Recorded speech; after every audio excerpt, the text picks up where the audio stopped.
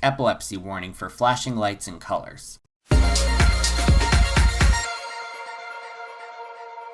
Out of the hundreds of roller coasters I've ridden, there aren't too many that I dislike. However, after recently doing a video on the best coasters I've ridden, I figured it was time to talk about the opposite with another top 10 list. These are the coasters that I just flat out hated. And to celebrate this occasion, I held a contest to guess the coasters on this list, so be sure to stay tuned to the end for the winner. With that being said, here are the top 10 worst roller coasters I've ever ridden. Number 10 was a pretty tough choice. When I first started writing this video, I had Grizzly from Virginia's King's Dominion at this spot. But don't worry, if you selected Grizzly in your contest entry, it still counts as correct because it was in my original list. With this coaster, I remembered it being incredibly rough and headache-inducing. However, I've seen many coaster fans call this ride underrated. Moreover, I do enjoy its tree-covered setting, its interesting layout, and its tunnel. While I still found it to be a rough ride, I am willing to give it another shot the next time I visit King's Dominion. However, the same can't be said for the real number 10 on this list. Number 10, Soarin Eagle at New York's Luna Park. This is a Volare model by Italian manufacturer Zamperla. Volare is an Italian word meaning to fly in English. As such, this is a flying coaster model that lays guests in a face-down position. With other flying coasters, you're able to stretch your arms out and properly experience the intended flying sensation. Experiencing a roller coaster in a flying position is always a good time. That is, unless you're on a Volare. Out of the 3 Volares I've ridden, the worst one by far was Soarin Eagle at Brooklyn's Luna Park. Honestly, the ones I've ridden at Rye New York's Playland and Canada's Wonderland were uncomfortable, but nowhere near as painful as Soarin Eagle. While the vehicle is in motion, you have to climb a small ladder and lean forwards against the seat. Then, a set of metal bars is lowered onto you like you're a hot dog in a broiler basket. The seating is incredibly cramped, and your head is placed between 2 pieces of padding. But this padding doesn't make the ride any more comfortable. After ascending the spiral lift, you'll enter the course. Throughout the dips, turns, and inversions, your vehicle will constantly shake with your head banging side to side on the padding. Soarin Eagle by far was the worst experience of the 3. It was just overall terrible, and the fact that this ride model was designed by the famous Werner Stengel is mind-boggling to me. How do you go from designing Millennium Force to something like this? Maybe he was just having an off day. Overall, I don't plan on rewriting Soarin Eagle anytime soon. Number 9, Pirates Hideaway at New Jersey's Casino Pier. This ride is a pretty interesting history. From 1986 to 2003, Casino Pier operated a roller coaster called Wizard's Cavern. This partially indoor coaster previously operated at a number of amusement parks before coming to Casino Pier. Perhaps its most famous run was at Cedar Point as Broadway Trip. After it closed in 2003, Casino Pier officials were interested in replacing it with a similar attraction. So they turned to American manufacturer Wisdom Rides, who is most well known for their Dragon Wagon and Minor Mike Kiddie Coaster models. Together, they made a custom-built coaster model that was meant to be as similar to Wizard's Cavern as possible. It was an admirable effort, but unfortunately, it completely sucked. At first, this ride seems decent. Its colorful exterior, detailed cars, and entertaining dips give some promise. But all of that goodwill is washed out to sea by the indoor portion. Not only is there absolutely no theming, but the turns and dips are insanely rough.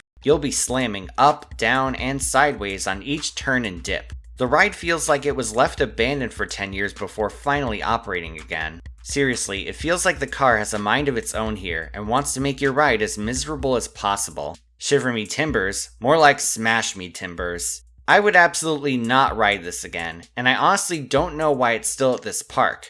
It's definitely one of those rides that I would not miss if it were torn down. Number 8, Sea Serpent at New Jersey's Morey's Piers. Yep, that's 2 Jersey Boardwalk coasters in a row here. Now keep in mind that I first rode this in 2019, and since then, the ride has been given new restraints. And from what I've heard, this coaster is substantially better than when I last rode it. So this segment of the list will only be referring to my 2019 ride. Moving on, this coaster is made by Dutch manufacturer Vekoma and is one of their boomerang models. You can find these popular shuttle coasters all over the world. Each one consists of a reverse lift that takes you out of the station before dropping you into a cobra roll and a vertical loop. And after ascending a spike, you go backwards and do the whole layout all over again. Believe it or not, Sea Serpent is one of the first Vekoma boomerangs ever built, opening all the way back in 1984. And let me tell you, when I first rode it, its age was obvious. I ended up getting one of the worst headaches I ever had riding this. Just constant headbanging throughout the layout and an overall nauseating experience. The old restraints were both bulky and hard, making the coaster literally painful to sit through. As short as it was, it felt like an eternity before the ride finally ended. I just got to the station and was like, thank God it's finally over. This was unfortunate because the boomerang is in a great location and it looks absolutely stunning at night. That said, I'm extremely thankful that it got new restraints because it really needed them. Next time I visit Maury's Piers, I'll be sure to check out this ride again. Number 7. Vortex at North Carolina's Carowinds. I admit, I don't completely hate stand-up coasters. This is because I have a very specific method to make sure the seat and restraints are comfortably set. This method works almost every time for me. In fact, Riddler's Revenge at Six Flags Magic Mountain is one of my favorite coasters at that park, no joke. With Vortex though, I flat out hated it. Even with the seat set where I wanted it to be, this coaster was extremely rough. It was by far the bumpiest stand-up coaster I've ever been on, and it's the only B&M roller coaster that I actively hate. Even the former Apocalypse at Six Flags America was more enjoyable than this, and that had almost the exact same layout. I don't know if I just rode Vortex on a bad day or if it was always this rough, but I do know that I came off of this with a bad headache. On another note, someone riding in the same row as me threw up on the final brake run. Imagine riding a terrible stand-up coaster and having to dodge getting vomit on your shoes while waiting to go into the station. That part wasn't the ride's fault, but suffice to say, it wasn't one of my favorite ride experiences. Ordinarily, I'd suggest converting this into a floorless coaster, but I really think the park could do without it. It has plenty of amazing roller coasters, and they really don't need it anymore. It served its purpose for the time, but it's just outdated now. Even if they replaced it with a restroom, that would be a more enjoyable experience than the ride I had. Of course, there's always the chance I just had a bad ride on it, so if you managed to have a fun experience on this or any of the rides on this list, let me know about it in the comments section.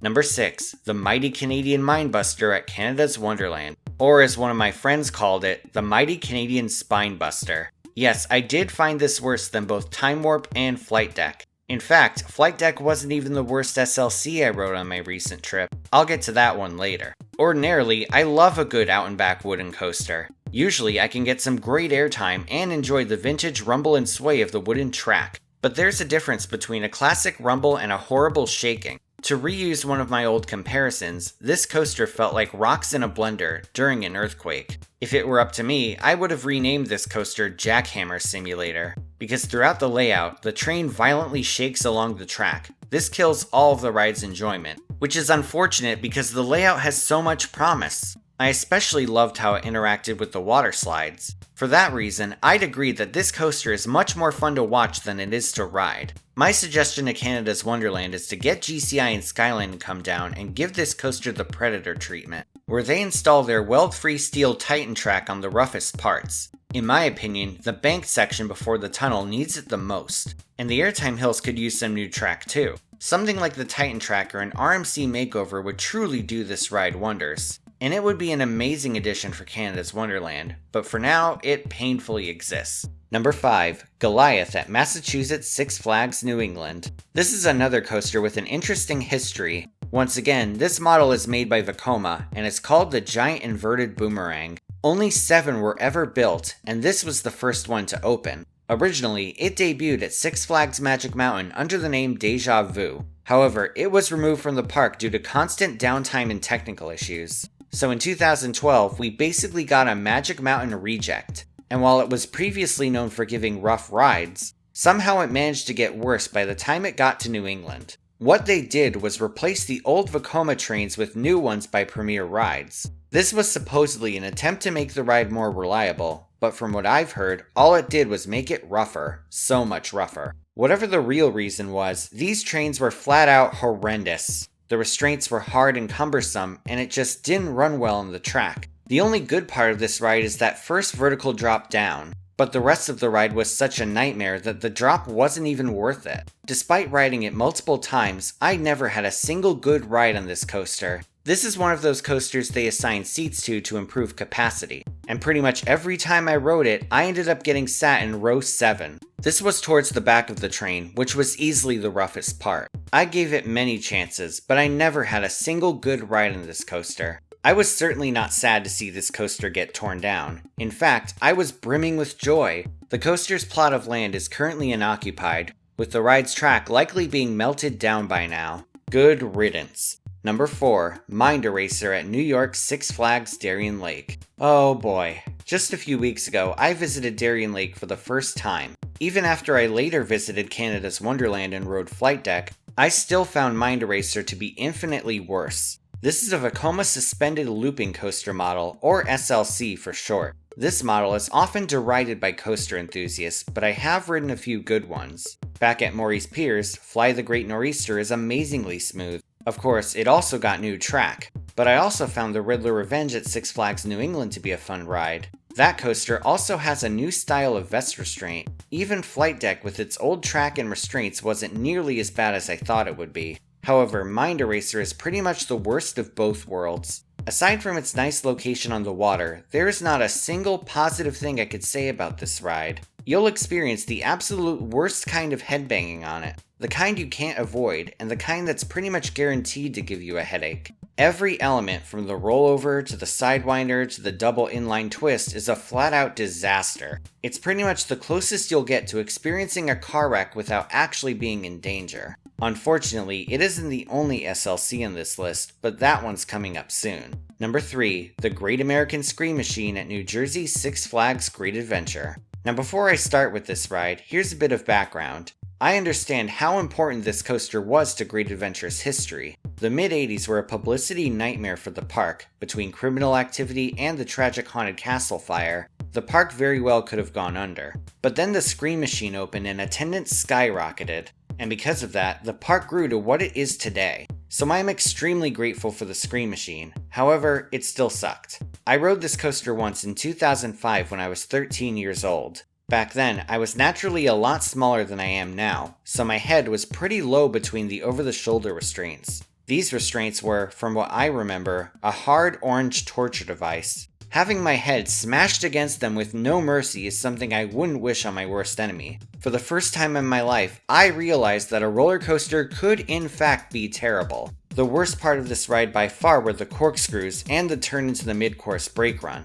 That latter element just snapped you into the restraint. It was all unfortunate because I was really looking forward to riding the Scream Machine that day. I first saw it in Roller Coaster Tycoon and thought, wow, look at all those loops, this will be so much fun. But as I found out, many inversions don't make a great ride. Hell, some of the best coasters I've ridden have no inversions. But the Scream Machine was pretty much my biggest disappointment next to Taco Bell discontinuing the Cool Ranch taco shells. All of that being said, I do admittedly wish it was still around. I admit, I do have a soft spot for these vintage Aero Loopers. It closed in 2010, and while I don't miss it, I can definitely see why many were disappointed considering its historical significance. No matter which way you cut it though, it still hurt to ride. Number 2, Wildcat at Connecticut's Lake Compounce. This ride is just sad. Being a Connecticut resident, Lake Compounce is my home park, and I used to love Wildcat. I remember riding this coaster during my middle school field trip and having an absolute blast. Unfortunately, the ride would get rougher over the years. Recently, Lake Compounce retracked the coaster and gave it new Millennium Flyer trains by GCI. Some of the best coasters I've ridden have these trains, and so I was looking forward to experiencing the new Wildcat. Finally, after several delays, I got to ride it last year. I'd heard all the negativity surrounding the makeover, but I was still willing to give it a shot. Oh, what a mistake that was. This was by far the worst wooden roller coaster I have ever ridden. This ride isn't just rough, it's painful in all caps. The best way to describe this ride is bang, smash, ouch, repeat. It's so bad that the train feels like it's trying to escape the track. Of course, the coaster is totally safe, but it was still hell to ride. In fact, by the end of it, I was convinced that I had sprained my lower back. Thankfully that wasn't the case, but the pain of a childhood classic being turned into a lemon still stuck around. Now for the dishonorable number 1 spot. Mind Eraser at Maryland Six Flags America. Nope. This is just a marathon of pain, a head-banging nightmare, a headache machine, a constant barrage of bumps and slams with every inch of track. This coaster roughs you up so badly that the UFC would sell tickets to you riding it if they could. I would honestly rather watch Norm of the North and Cars 2 in a double feature than riding this ever again. What else can I say about it? The whole thing was just pain. I mean, I could go through all of the elements individually and talk about which one was better than the others, but it's really not worth it. This ride was just that terrible. Now granted, I did have a fun time at Six Flags America when I went there, and they do have some great attractions, but they really do not need this coaster around. They've got plenty of great thrill rides, they've got Joker's Jinx which goes upside down, and even Wild One, which is over 100 years old, is so much better than Mind Eraser. If this ride ever got torn down, I'd probably throw a party in its dishonor. That's how much I hated riding this. It S-U-C-K-E-D sucked. Wow, that was a lot more negative than I thought it would be, but